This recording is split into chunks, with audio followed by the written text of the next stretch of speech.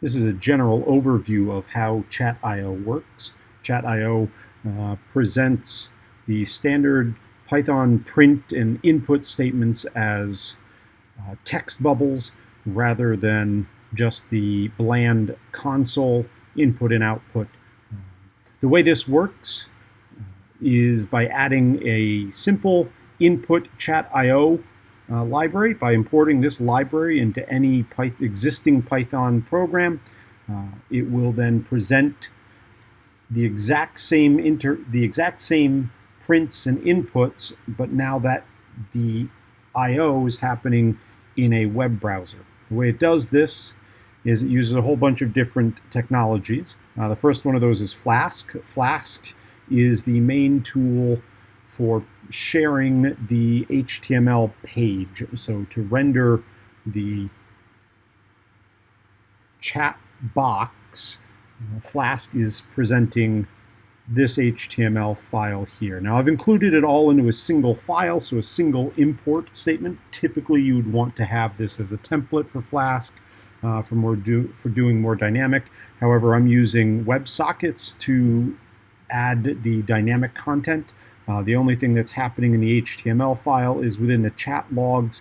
Every time a new program starts, a new chat log div is added, and every time a message is sent or received, a new chat is added into this document. So these divs get very, very long as the program continues to run. To present the triple dots of when someone is typing their response, to indicate that the program is currently processing something so that the user knows it's active, I do have the triple dots that do show up on the screen so the user knows that the program is still running. This would help with detecting infinite loops. And so the HTML is pretty short and sweet. Inside of here, I'm using CSS to style all of this. As you can see, very little content in the actual HTML of this, and then JavaScript to add those dynamic elements. So back up to the top, Flask is the main tool that is creating the HTML server to serve that. I did use a little bit of workarounds to hide the output and the logging for Flask, which is typically Flask is run as the main process. And so the error messages and log messages are displayed on the screen, but I hid those. So there's a single route just to the index page, and that is where it's serving up the HTML. Flask also, I use the socket.io extension, which is what creates the WebSockets, allowing bidirectional communication between the web browser and the Python program that is running. And not a whole lot of interaction. It's very simple interaction. It's simply when it connects, when it disconnects, and then when it's waiting for input, or receives input, I should say. This is where I do the I/O redirects to redirect the print buffer, to redirect the print and input commands from Python so that a student who writes a standard program doesn't need to make any changes to their code if they want to see it as a chat versus just in the console. To do that, I overwrite the existing input and print statements with my own redirected version, which emits the content as a WebSocket message, which is then displayed in the HTML page. And then when the input gets redirected, basically the student's program would just enter into a while loop, continuously waiting to receive input and to create kind of a heartbeat so that the web browser knows that it's being waited for input. It does continually just send a quick message saying, hey, I'm waiting for input here. As an additional piece, there is a redirect for errors. So a student who has an error in their code, when they run it, if the program has an error, it would typically spit that out to the console, but that also is captured and displayed in the chat message, but with a red bubble to draw their attention. Almost the exact same content is displayed there. I also do additionally display that to the console, because the console is likely on the device in which they're actually developing. The web browser may be as well, but if they're viewing it on a separate device, their iPhone or a class tablet, the development may be local, and so the error message also gets redisplayed to the screen. This is where I preserve the existing system print, system input, and exception handling methods. And then this is where I overwrite those with my new versions. Because the existing Python program is running at the same time that the WebSocket needs to be running, I'm using multi-threading to push the web server off into its own separate thread.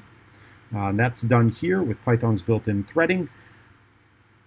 It goes into what is a daemon thread so that it kind of is left alone and is automatically terminated when the main thread, which is the existing Python program, terminates. I do put a quick sleep after launching that thread so that there's a little bit of time for that web browser to get up and running and ready to accept input. So as soon as there's messages to display, it's already rendered all of that content. Here's where I generate the QR code based on the existing host and port number that are used on Flask. And here's the CSS that I use to present the chat as if they're messages, text messages. You'll notice that I used responsive relative sizing. Very few are actual pixels. Most are EM units because this is text-based. It makes sense to base most sizes off of that. I do enlarge the font just a little bit, but not very many CSS elements were added. You can see the left and right sides for the greens and blues based on who's displaying it, and then the error divs which show up in red.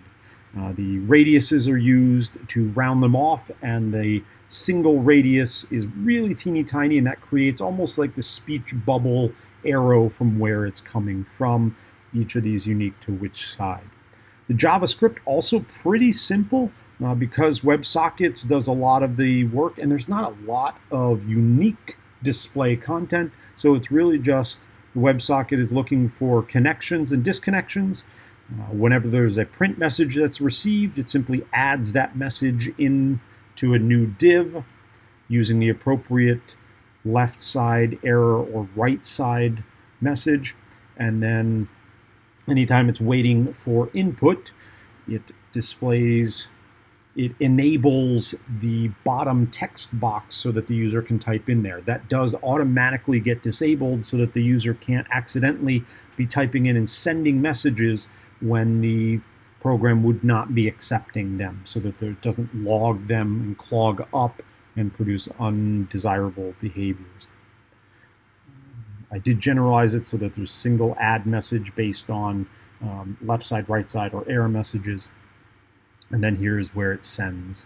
And that's pretty much it. The biggest challenge of making this was getting these different technologies to all work together in a way that it typically is not designed. You don't typically overwrite print messages in Python and push them out through a WebSocket while also running a server in the background.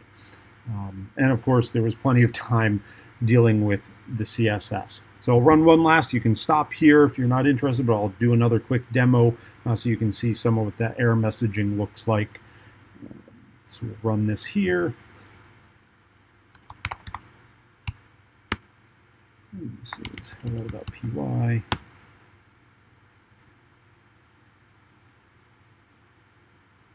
So here's our URL. That 2-second pause is getting the web server up and running. So it looks like it's a slow start, but that's actually my pause that's built in. So if we plunk that address into the browser, we'll see that it's here, asking for my name. You'll see there is that 3 bubbles when it's processing things. Hello, what is your age? If I type in 5, no problem. But if I run this again, so you can see that it terminated, but it does not end the web browser. That persists because the content is there and it's still actually searching for I reconnect. So if we were to go in and look at the console,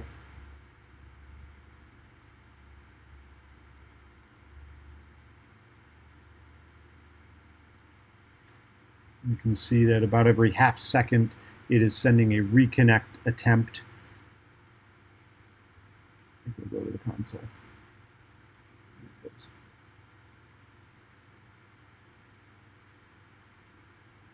Okay. And so it's connection refused because it's still trying to connect to a server that is not actively running. And as soon as I run this again, web browser will successfully connect and be ready to, and there it goes. It asks, what is your name? Notice the text box has opened up. It's disabled. Now if I type in a mistake here, cat, because it's going to attempt to take my input and add 1 to it. It is expecting an integer here. If I don't, because the code does not gracefully handle it being a different type, we'll get an example of what the error messaging looks like here. Value error, could not use int with a literal of cat, and then there is the trace back. Notice that the process has terminated, and it did dump the exact same error message here in case you were on the same device, which we are in this case. Of course, I can then run that again, and it just expands.